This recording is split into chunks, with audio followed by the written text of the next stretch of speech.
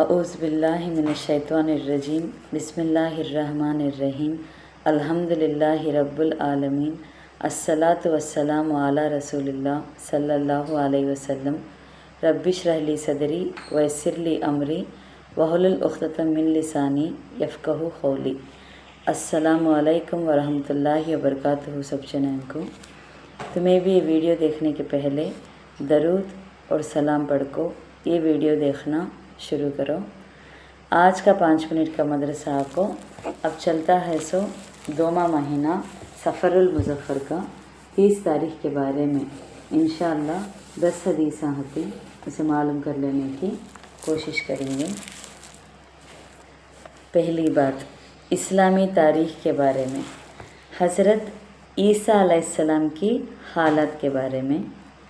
اگرچہ حضرت عیسیٰ علیہ السلام کی گواہی سے بنی اسرائیل کے سامنے حضرت مریم علیہ السلام کی پاک دامنی ظاہر ہو گئی اور ان کی بدگمانی دور ہو گئی، اور حضرت عیسیٰ علیہ السلام کی پرورش اور تربیت ماں کے شفقت میں ہوتی رہی، مگر پھر بھی چونکہ قوم کے شریر لوگوں کی طرف سے ان کی پیدائش پر بدگمانی اور حضرت زکریا علیہ السلام کی مظلومانہ شہادت کو حضرت مریم علیہ السلام دیکھ چکی تھی، اس لیے وہ قوم اور ہیرود بادشاہ کے ڈر سے اپنے بیٹے حضرت عیسیٰ علیہ السلام کو لے کر اپنے رشتہ داروں کے یہاں مصر چلی گئیں، اور 12 سال وہاں رہنے کے بعد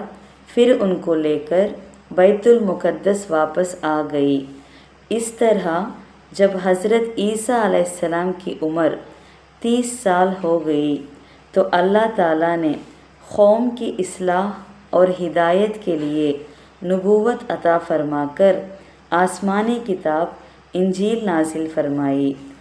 انہوں نے کفر اور شرک کے خلاف اپنی دعوت اور توحید کا آغاز کیا۔ حضرت عیسیٰ علیہ السلام کی شکل اور صورت کے بارے میں حضور صلی اللہ علیہ وسلم نے فرمایا، معراج کے موقع پر میری ملاقات دوسرے آسمان پر حضرت عیسیٰ علیہ السلام سے ہوئی تو میں نے ان کو درمیانی قد، سرخ رنگ، صاف شفاف بدن اور کھاندے تک لٹکی ہوئی زلفوں میں دیکھا۔ 2واں قصہ، حضور صلی اللہ علیہ وسلم کا معجزے کے بارے میں، ایک چمتکار کے بارے میں۔ زخمی کھاندا اچھا ہو گیا۔ غزوہ بدر کے موقع پر حضرت خبیب رضی اللہ عنہ کا کھاندا زخمی ہو گیا۔ آپ صلی اللہ علیہ وسلم نے اپنا مبارک تھوک اس پر لگایا تو بازو اپنی جگہ پر جڑ کر ٹھیک ہو گیا۔ دلائل النبوہ للبیہقی 964 کے ریفرنس میں سے۔ 3واں قصہ، ایک فرض کے بارے میں، سجدہ شو کرنا۔ رسول اللہ صلی اللہ علیہ وسلم نے فرمایا، جب تم میں سے کسی کو نماز میں بھول چوک ہو جائے تو سجدہ شو کر لے۔ صحیح مسلم حدیث 1313 ابن مسعود رضی اللہ عنہ کے ریفرنس میں سے۔ اس میں کیا بولتے ہیں گا تو، اگر نماز میں کوئی واجب بھول سے چھوٹ جائے یا واجبات اور فرائض میں سے کوئی واجب یا فرض ادا کرنے میں دیر ہو جائے تو سجدہ شو کرنا واجب ہے، اس کے بغیر نماز نہیں ہوتی۔ 4واں قصہ، ایک سنت کے بارے میں، مومن کے حق میں دعا۔ رسول اللہ صلی اللہ علیہ وسلم یہ دعا فرماتے، اللہم فایما مومن سببتہ فاجعل ذالک لہ قربۃ الیک یوم القیامۃ۔ ترجمہ کو، اے اللہ، اگر کسی مومن کو میں نے برا بھلا کہا ہو تو قیامت کے دن اس کہنے کے بدلے میں اسے اپنا قرب نصیب عطا فرما۔ صحیح بخاری حدیث میں 6361 میں ابو ہریرہ رضی اللہ عنہ کے ریفرنس میں سے۔ 5واں قصہ ایک اہم عمل کی فضیلت کے بارے میں۔ برکت والا نکاح کون سا وہ دیکھیں گے۔ رسول اللہ صلی اللہ علیہ وسلم نے فرمایا، سب سے زیادہ برکت والا نکاح وہ ہے جس میں خرچہ کم سے کم ہو۔ شعب الایمان 6566 عائشہ رضی اللہ عنہ کے ریفرنس میں سے۔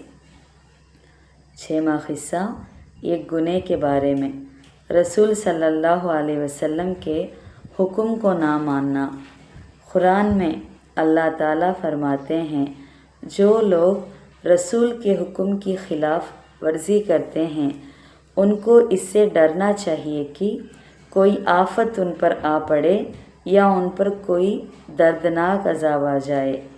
سورہ نور 60 آیت میں ہے سو۔ 7واں قصہ دنیا کے بارے میں۔ آخرت کی کامیابی دنیا سے بہتر ہے۔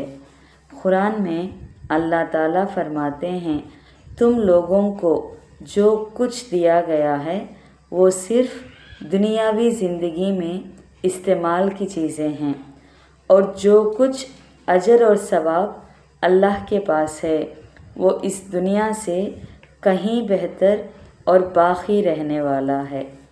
سورہ شورى میں 36 آیت میں ہے سو۔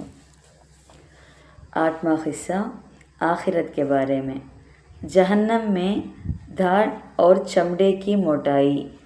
رسول اللہ صلی اللہ علیہ وسلم نے فرمایا، جہنم میں کافر کی ایک دھڑ یا ایک دانت احد پہاڑ کے برابر ہوگا، اور اس کی کھال کی موٹائی 3 دن چلنے کا سفر کے برابر ہوگی۔ صحیح مسلم حدیث 7364 ابو ہریرہ رضی اللہ عنہ کے ریفرنس میں سے۔ 9واں قصہ طب نبوی سے علاج۔ نشاور چیزوں سے احتیاط کو تو بچنے کے بارے میں۔ حضرت ام سلمہ رضی اللہ عنہ فرماتی ہیں کہ رسول اللہ صلی اللہ علیہ وسلم نے ہر نشے والی اور عقل میں خرابی پیدا کرنے والی چیزوں سے روکا ہے۔ ابو داؤد 3686 میں ہے سو۔ اس میں کیا خلاصہ کرتے ہیں تو اتباع لکھتے ہیں کہ نشے والی چیزوں کے نقصان دہ اثرات سب سے زیادہ دماغ پر ظاہر ہوتے ہیں، لہٰذا اس سے بچنے کی سخت ضرورت ہے۔ آخری 10واں قصہ نبی صلی اللہ علیہ وسلم کی نصیحت کے بارے میں۔ جنازے کو جلدی لے کر جاؤ۔ رسول اللہ صلی اللہ علیہ وسلم نے فرمایا، جنازے کو جلدی لے جاؤ۔